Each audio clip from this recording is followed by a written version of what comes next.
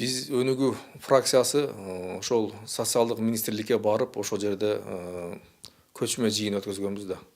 Анан ушул мыйзамды, пособие бериш мыйзамын, жөлөк пул мыйзамын ошол жерде жакшы отуруп талкуулап, анан өзүбүздүн өнүгүү прогресс фракциясынын биз сунуштама бердик эле да ошол жердечи.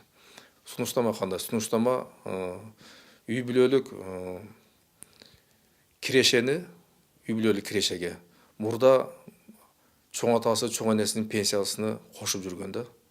Ошол пенсияны кошпоо үчүн биз фракциянын атынан сунуш бергенбиз. Ошол сунуш бүгүнкү күндө кабыл алынып, азыр мыйзам ошол биздин берген сунушту эске алып, мыйзамды оңдоп келиптир. Бүгүнкү күндө ошол мыйзам азыр депутаттардын кароосуна кирип жатат да.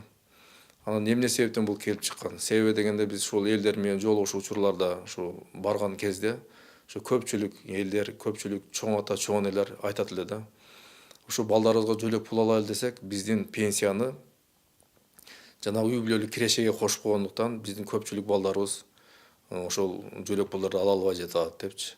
Бул пенсия деген бул биз өзүбүздүн иштеп карылык пенсияга чыгып, бул пенсия биз өзүбүзгө кызмат кылыш керек да. Биздин бүгүнкү күндө биздин өзүбүздүн дары дармекке да бул жетпей жатат.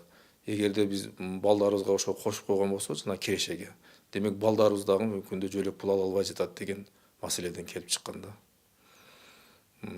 Ошондо биздин өнүгүү фракциясы демилге көтөрүп, ушул сунушту, ушул мыйзам кабыл атканда ошону биз бердик эле.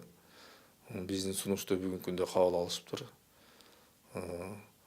Азыр депутаттардын кароосунда ошол мыйзам каралып жатат эми азыр.